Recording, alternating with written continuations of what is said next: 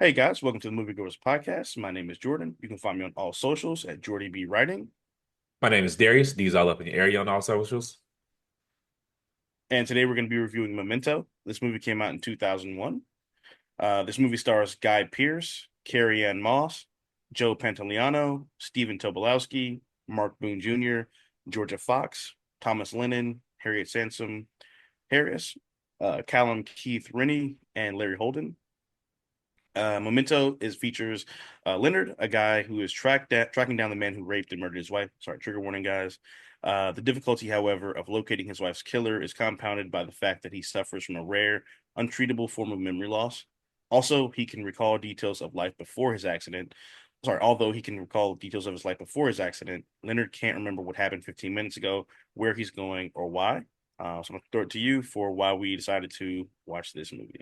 Shout out for you getting those names right on the first try because them was some names, man. Right? It's like the longest cast name ever. I was like, man, I was like, woo. And he did not rehearse that either, people. All right, what made us pick this movie? We haven't done a first watch yet, and this is one of the few movies that neither of us have seen, so we thought it'd be different to switch it up for you guys and do something that we hadn't seen before. We're gonna break this down in three acts. Act one, we're going to call the setup. This establishes Leonard's condition, his quest for revenge, and the fragmented nature of his reality. As Jordan put it in the beginning, he remembers everything up until a tragic event happens. Basically, his wife is murdered in a hotel room. He's there, and in the course of the crime, he is hit in his head, and he suffers from some sort of amnesia condition where he remembers everything up until that day, but every day erases. And I think he said every 15 minutes he erases. So um, Yeah. off the It's bat, like that 51st hotel, dates, yeah, pretty but with much murder. correct. Off the bat, the hotel room he was in was $40, and that is the most 2001 thing. It costs forty Yeah, dollars to man. park at a hotel these days. So that was the first thing I noticed was like $40, and that ain't even seem like that was for one night. That might have bought him the week. So Yeah, no, it probably did. That shit looked like 40 of that them Motel 6 things. looked like Marriott. Yeah, yeah, fair enough. What you got? Um, yeah, so the first thing that popped out in my mind when I saw the movie was the opening sequence when he kills who we will save that Just when say he his name. kills I the mean, guy. the Yeah. storyline is all over the place. It's so So yeah. yeah, there's no way to follow it. Yeah. So when he kills shit, what's the dude's name? John Uh G, I think. yeah, John G slash Yeah, Teddy. yeah. Um, and then the film goes in reverse where like the bullet goes back into the gun and the blood uh It's gonna like be so hard. unspatters.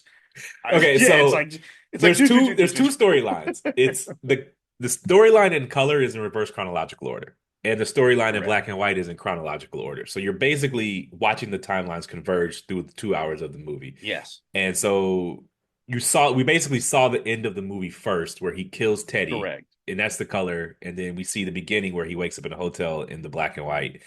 And so that's kind of what we're working with. So it's going to be a bit confusing to follow, but we should set the scene there. So Yeah, carry on. even doing the acts is going to be difficult because It's all over it's the like place. it's like riding a train while building the train tracks at the same time. Eh, And yeah, wasn't so my when he favorite does, experience. Go ahead. so when everything goes back, I was like, oh shit, it's gonna be just like it. And I still don't know what the fuck that movie was about. So I was like, oh, this is gonna be confusing. And then it got a little more comfortable, and then I was more confused again.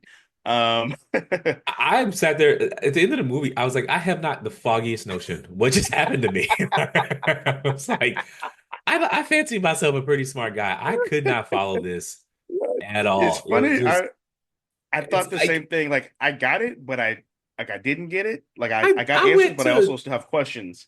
Wikipedia and read the whole plot. I was like, I still don't understand.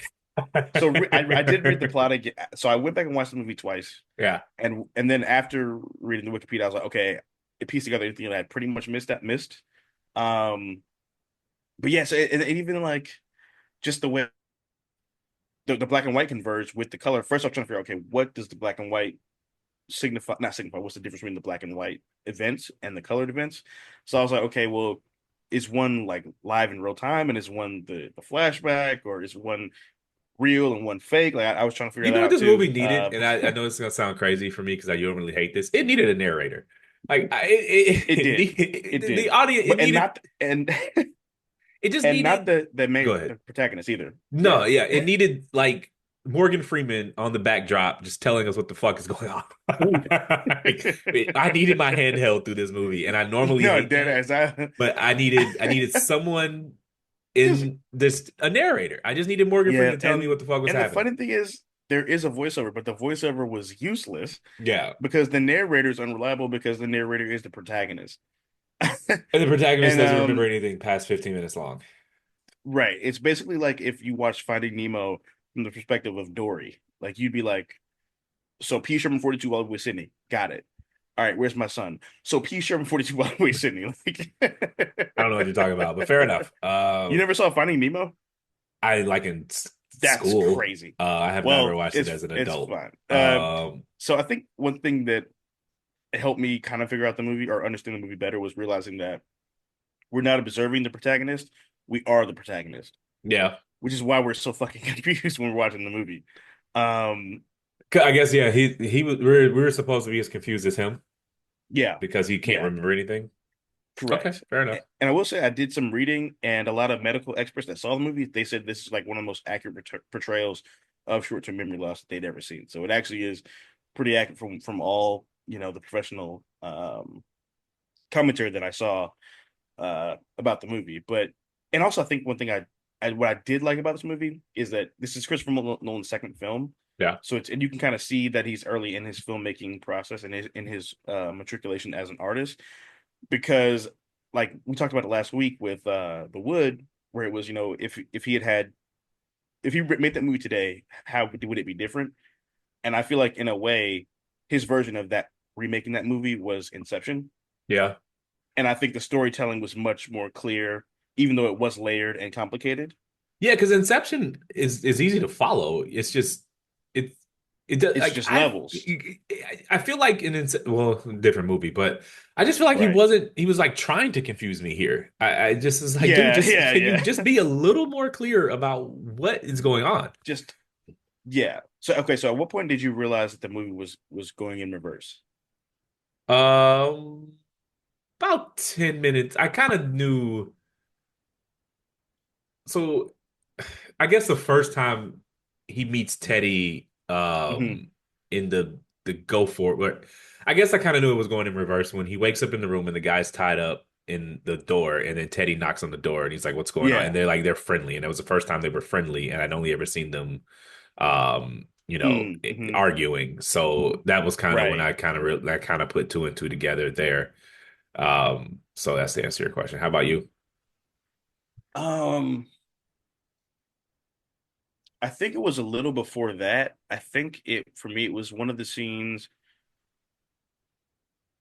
I think it was one of the scenes with Natalie. It Yeah. was the bar scene where he walked in and they talked, or no, he walked in and they had a conversation. He was sitting at the like a booth, and then the scene goes further back, and he's like sitting at the bar, and she asked him and all the guys at the bar to spit in the beer, and then that was the beer she gave him when he was sitting at the booth. And then when he said something that made her realize that he was nice, and then she was like, "I'm gonna get you another beer. This one's a bit dusty." Sure. That was kind of when I realized it because I was like, So my question, I just really, this is a really, really tough watch. it was. I guess, I mean, I feel like we both have answered this, but do you think the non-linear storyline enhanced or detracted from the movie? Um, so when I first watched it, I would have said it detracted, Yeah, but because I watched it twice, and when I watched it the first time, I realized that there was a big reveal I was waiting on, and I think it took too long to get to the reveal. But once the reveal happened, it did pay off a lot. yeah. So I would say it added to it because, to be honest, the story is compelling, but the confusion added to the compelling nature of the Yeah, story. yeah, it would just be without the without the memory thing and the non-linear stuff, it would just be, guy trying to figure out who killed it. It'd be just taken, basically. Like, Yeah, it yeah, would be, pretty much, we've seen yeah. that movie 1,000 times. Right, exactly. That's a good point. And so, so one thing I will say is, when I first started, actually, you know what it is? I remember when I first started to realize how bad his condition was, or just like how the journey that we were about to be taken on in the movie was when he left himself the note on his leg, Yeah. to shave. And at first I thought it was just like, so like that thing that people say when you have Alzheimer's, you can lose weight because they'll forget to eat. I Yeah. thought it was something like that, but he was saying left himself the note to shave his legs so he could have more room in his body to put ink to remind himself of shit. Yeah, so that's the thing I was confused on. So how was he aware of his condition if he couldn't remember anything up after the fight? Damn, that's a good question. So like how does he know to leave himself clues? Because he people who suffer from severe amnesia don't know what's going Don't on. know they have amnesia. Yeah, like you just so was he like throughout the day picking up enough because he was forgetting about his condition when he woke up, and that's why he left himself notes to tell him what's going on. And like throughout Hmm. the day, he would just figure it out, and he had just had to figure it out anew every single day. Damn, that's a good question. I think you know what? I mean, let's just talk. We'll have to talk about the end to kind of talk about the middle. I mean, So there's no acts. It's just yeah, that's how I take the movie. Like there's no acts in this movie. Like it's just so all over the place. It's very tough. so Like I even writing the acts, it was tough. yeah, same here. I wrote the first act when I watched the movie for the first time, and then I just stopped writing because I was like, I can't do this. It's a And then really, I went really back and unique movie. yeah, and I think so remember at the end where he's like, we tell ourselves all sorts of lies to make ourselves happy. Yeah, And he was talking about how you forgot or you conditioned yourself to forget that your wife survived the robbery and the assault. What actually happened was that she killed herself because she couldn't take living with you in that condition. yeah, I think he did something similar with the brain condition. Like I think yeah, it was he knew he had it, but he wanted to forget how the nature of how he got it and just how severe it was because of what it did to his wife. yeah. I can see I that. think. Like I think ultimately this movie obviously it's like a murder mystery sort of thing, but I think a lot of this movie honestly is just about grief and the way people process it. Like the way this movie reminds me a lot of Inception is that you know Leonardo DiCaprio's character did all that shit. He created all those worlds, and he had to use the tether with the little dreidel thing or whatever to to distract himself from his grief, to like kind of deal with and process his grief. And I feel like the condition, which I do believe is real, I think he made it worse because he didn't want to deal with the grief. Yeah. So I think he repressed certain shit too. Was the condition a gift or a curse? It was not remembering the details of his wife's murder a gift or a gift or a curse? That's the question, I guess. I think, hmm, I think it was a, I'd say it was a gift because you don't have to necessarily deal with the severity of the Yeah. trauma. Like you have, obviously you have the loss and that's traumatic, but seeing whatever they did to his wife Could would not be have a been whole great. other level. Yeah. Yeah, a whole other level of psychological damage. I mean, ignorance is bliss. I think it's a gift. Yeah, Crazy people don't know they're crazy, and it's right. they happy as a motherfucker. True. And I did like even like he kind of alluded to it the grief aspect of the movie where when he said how am I supposed to heal if I can't feel time? Yeah, But I think in a way because he couldn't feel time, he was able to be as healed as he was. Like I think it was just like you could like they always say like with grief and shit, like take it one day at a time. He yeah. literally can only take it one day at a time because of his condition. I mean, imagine having to start over every morning. Yeah, it's Like, tough. just like, Like you just wait. It's like every day having the worst hangover ever. yeah, just like waking up in the middle of the winter and you have no idea what's supposed to be cold because your last memory is summer and you're just like, Right. the seasons just change on you and you have no idea what's going on.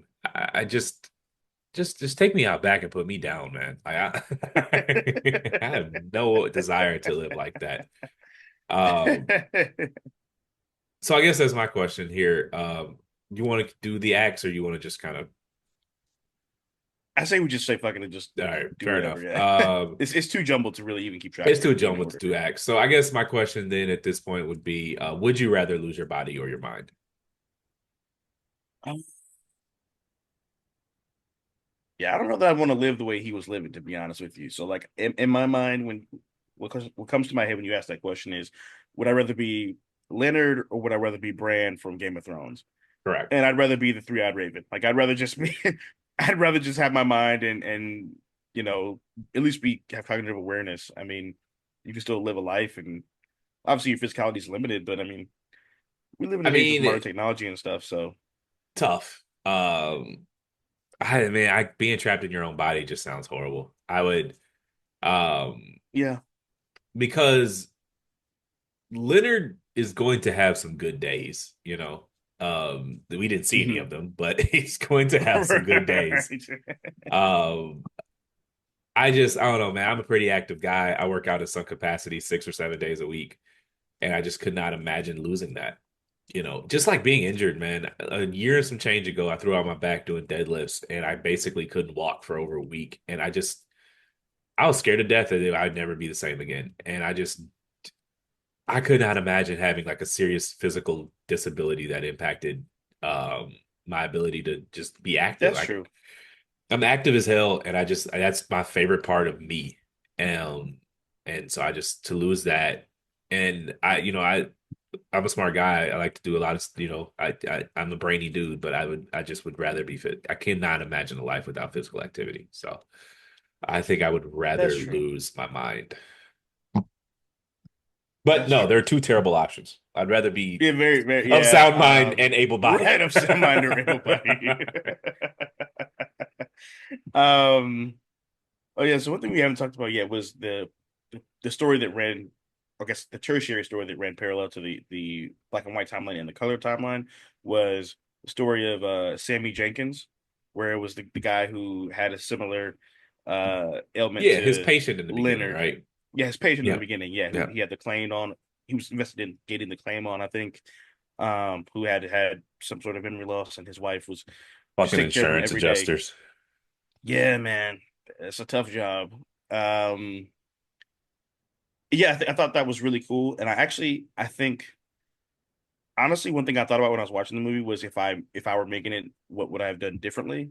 And I think I probably would have started the movie out with him and the scenes of him and his wife first, Okay. just because they were so like just like gripping and emotionally jarring. You just felt so bad for both of them, and you see both sides because like you get why he's just confused and scared because he doesn't know Yeah. what's going on, and she's thinking like I know there's some part of you in there that knows who I am or that knows what's going on or that can remember something, and he just can't. He just can't.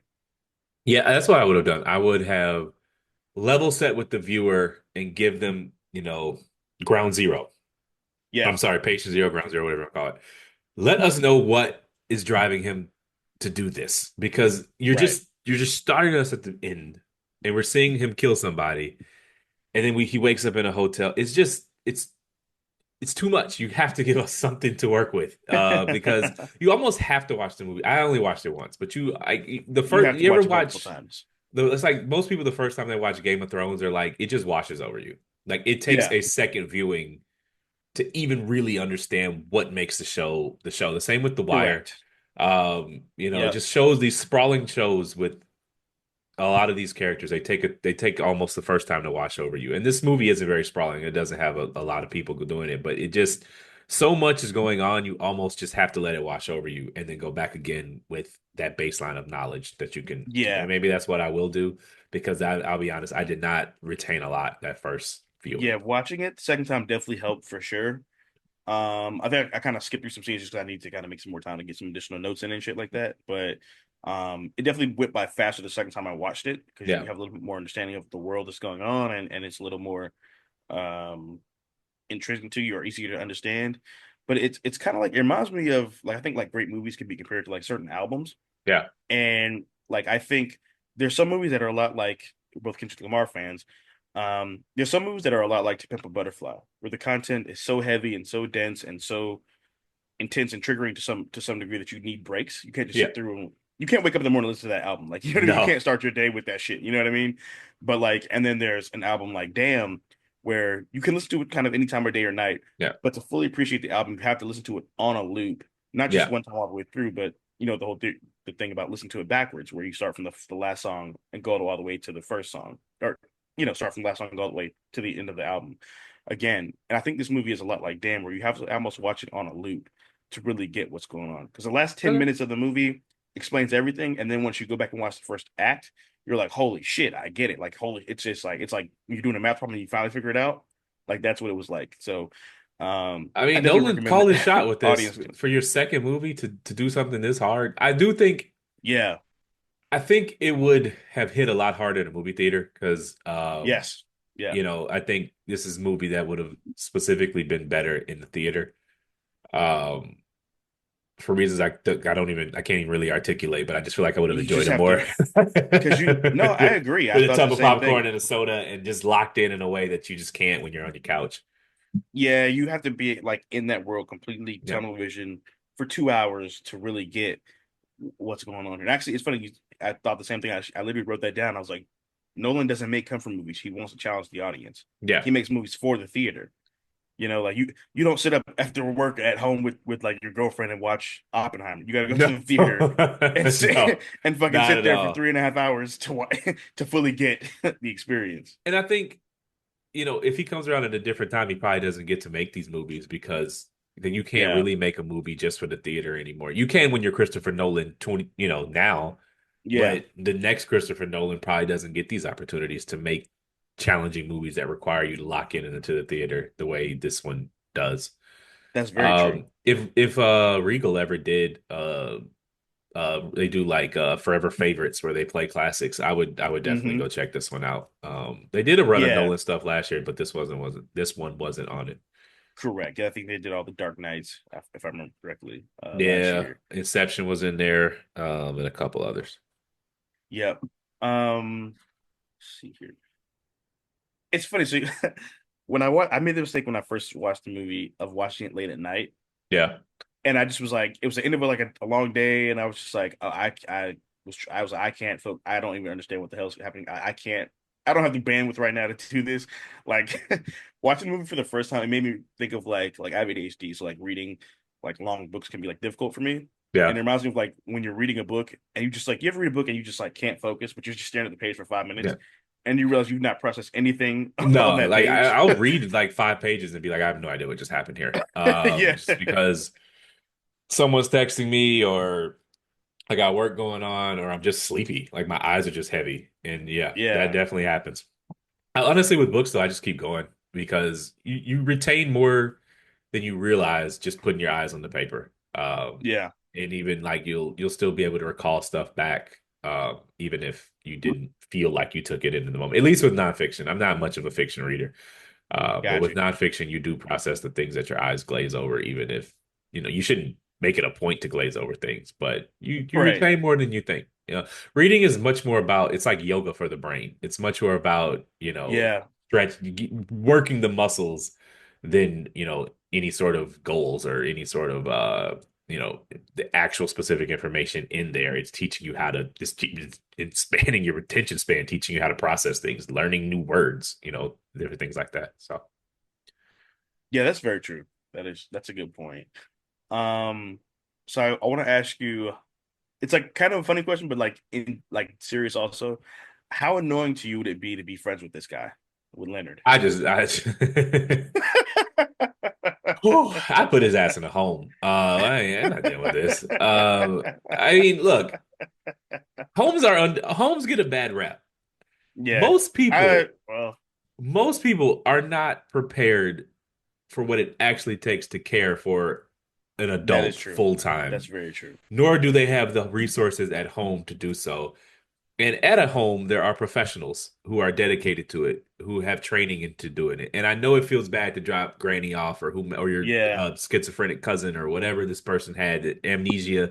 He cannot function as an adult. You'd have to quit your job to watch him all day. Like, Yeah. no, you got to put him. He needs 24/7 around the clock care. And no adult with a job or other responsibilities or children or anything, or if they want their own life, could ever do that. Yeah. You know, I watched how like my granny went and lived with us, my mom, my dad, my Mhm. mom, this is my maternal grandmother, so it was her mom, Got you. in her last years. And it's just hard. It's hard to care for an adult full time because they're still an adult. They still, Hmm. they're not a child. So you can't just tell, they have their own agency. And they're the last to know. Correct. And it's just tough. So it would be very difficult to be his friend But if I had any sort of control over his care, I would put him in a home. So, That's valid. I, so I mean, the world's what I can't. I would have to quit my job. Like it just there's Yeah, nothing. no, you would. What Yeah, am I supposed to it's do? a lot. He requires full time, around the clock care. That only a Hmm. professional could provide with any sort of like decency. And thank God that he's someone who was young. Like we've all had like older relatives who struggle with like, or I have who Yeah, had dementia or Alzheimer's or had some sort of mental, dissipation, and like that care is stressful. And like yeah, I remember I was on vacation with my mom's with my my aunt and uncle, and it was one of those things where like they had like a whole family reunion, so they brought out like all these beach houses and shit, whatever, at like Myrtle Beach or whatever. And one morning, one of their like aunts, great aunts or whatever, like just went missing. yeah. And everybody was like, oh shit, like what do we do? So everybody's going around the neighborhood calling everybody, walking the streets and stuff, Has anyone seen her look checking the bathroom, whatever? No, we got lucky. She actually just was she actually ended up just being on the deck. Someone just like forgot to look there. Yeah. Well, But it, how much were but he y'all could drinking on this vacation? have. The crazy part was this is at like 10 in the morning, so everyone's stone cold sober. Like And like it y'all was missed not Granny on there the was no porch in the broad daylight. well it wasn't my grandma, so I didn't lose her. It was it was Okay. like so it was my aunt's mom's sister, my aunt's mom's like oldest living sister or something. And we'd had like all these condos or whatever, and I guess she went out on the deck one morning just like look at the sunset or look sunrise, and they went to her room, she wasn't there, and I guess nobody thought to check outside. All right, fair enough. Yeah, that shit was crazy because it could have been way worse. And again, they're adults, so unless you have like court ordered guardianship, you can't. It's America. Grown people can do what they want, and that you Right. can't like they're 65 years old, and you're trying to tell them no, you can't go to the store. Fuck you mean? Like it's just Hmm. it's so hard caring for elderly elderly relatives, man. Like because again, they're they say once a man, twice a child, but the second time as a child when they're Yep. elderly they still are an adult with adult rights, and unless you have, and Right. courts aren't keen on stripping people of their own personal autonomy. So True. it's like it's hard to get a conservatorship even if the person is like ill. Hmm. So this is America, baby. Get your free will. What was I gonna ask you? Okay, so when he was in when the scenes where it was black and white and he was on the phone, Yeah, was he on the phone with Teddy? I Okay. think so. Yeah. Okay. Thought so. I wasn't sure. Um, Okay. Cool. So something I read, and I didn't catch it watching it, was that both the bartender and Teddy were lying to him and manipulating him, knowing of his Yes. condition. So they were getting him to do Correct. things for them, knowing that Yep. they were not a hundred. They had their own motivations for dealing with this, and so that's Correct. something I didn't pick up on at all. Because honestly, in a second watch I might have, but the movie was just washing over me. So very Oh, frustrating view. so I did pick up on yeah, so I did pick up on that. Same time as you with Teddy with the where he had the guy Dodd tied up in his closet. Yeah, And then with Natalie, I realized that when they were in her apartment and she came in, she's like, "Oh my God, I'm Dodd beat me up. Look at my face, whatever." And then they go back and rewind the scene like 5 minutes before that, and they had an argument. She was taunting him, and he yeah. punched her, or I think he punched her. And then so she left, and then went back inside, and then did it again. Yeah. That's when I realized she was manipulating him, which is some stuff. That's some cold-blooded shit to like really get basically a mentally ill person to beat you to convince you that somebody else did that, so then you could make them go after that person who beat you. Like that's some crazy shit. It is, I agree. Well, that's the problem when it's why you put. Where was his family? Let's go there. Like, did he not have brothers? And That's a and, good question. and why? Like, what? Like, where A are his people mom at? Yeah, or like like there was no one there grandparents, that aunts, cared about uncle. him. He had no friends and family. Um, so yeah, why were the only people around to help him strangers, basically? Yeah, that shit was crazy. Interesting. I mean, we'll never get a real answer for that, but I would imagine, Yeah. given how violent he was and how skilled he was, Hmm. even his in his diminished mental state, Doesn't sound like a great guy before the accident, before the It sounds crime. like he was into some seedy shit Because because so you mean to tell me he was quite skilled. you you're a claim adjuster, but you killing people just what? Correct. So I that could be a reason why no one loved him. Because where are his family? Where is his friends? And I'll be And honest he with was you, he unusually didn't skilled at killing and chasing and investigating for insurance claims a adjuster. claims adjuster. Yeah. Also, I think one thing too that I had a hard time relating to or fully like immerse myself in the story was he didn't have any personality. Like I know he lost No, his memory, but dude had no personality. I mean, honestly, none of the characters. Well, I won't say none of the characters. none of the characters Teddy had the were. most. Teddy had the most personality in the movie of anybody in the movie. I mean that, and he was just like making fun of the dude who had the memory disorder. So None of the characters were characters. It was just like it just they felt like all a plot devices. yeah. It They're was just like pieces on a a chessboard. like you ever played GTA 3? The one where the character like didn't speak and he was just like the Yeah. protagonist of the game. He just this is before gaming technology advanced where we had voice acting. Yeah, it just felt like Right. why are these people even talking? Because they're not their actions are the whole movie. There's nothing that they say actually does anything. It's just Yeah. it's Correct. a bad movie. I did not enjoy this. Okay. I thought the same. And I It's love Christopher Nolan, it's a but bad this movie, movie man. was not fun. I did not enjoy these. I tried so hard to like it because I love him so much, I looked at and it's like a 9 on IMDb, and I'm like, what? Did you I know get what's the crazy? right And movie? I thought I was crazy because I literally spent the last 30 minutes reading red not red tomatoes Rotten Tomatoes reviews. I was like, Yeah. I can't be the one who thinks this movie like wasn't good.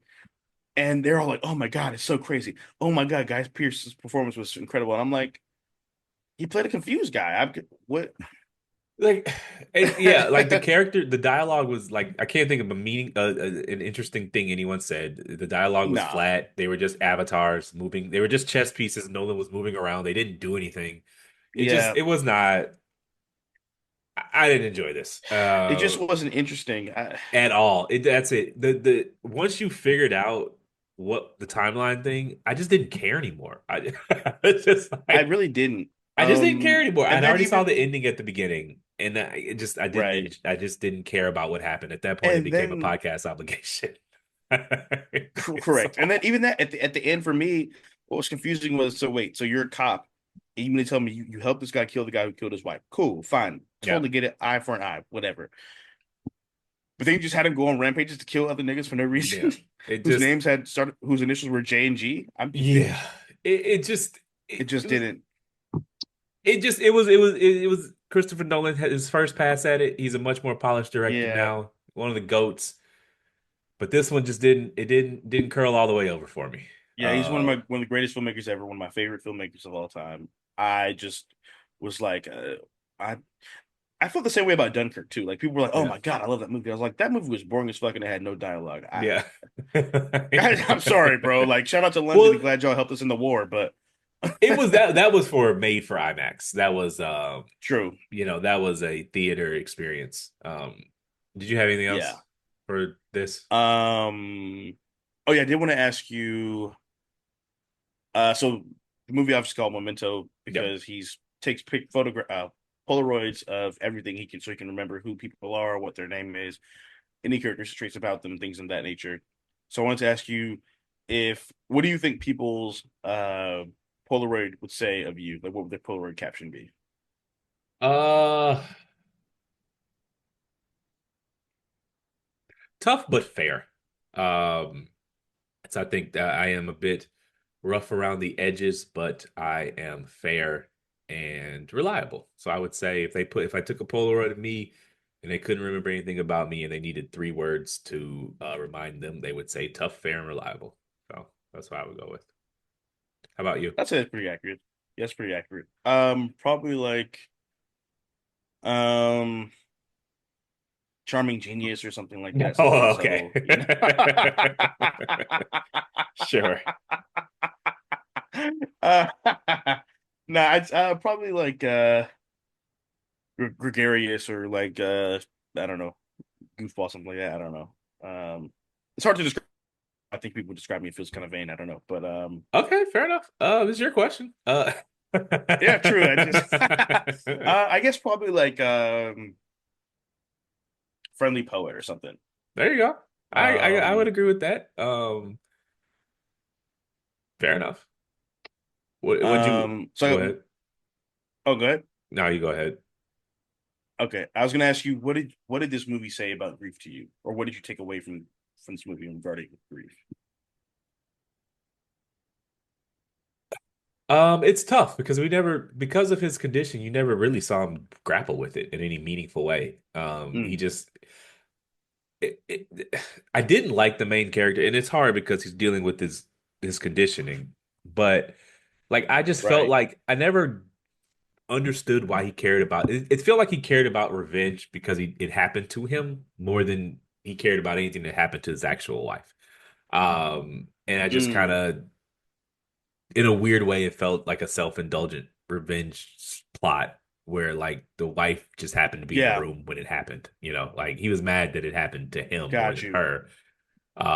It's Nah, I feel tough. you. What did this movie tell me about grief? This movie didn't tell me much about grief because I don't think he ever really grappled with it. I think this was just taken with a guy with a bad memory. Taking the movie pause with a memory issue. And like I said, a more skilled Nolan later in life would have handled this with a bit more care. But I thought this movie was Yeah, it was like a great idea that was just very sloppily executed. yeah, yeah, I agree. Um, yeah, it's just it's interesting because so the his brother actually wrote the a short story, and Yeah. that's what they turned that into the screenplay.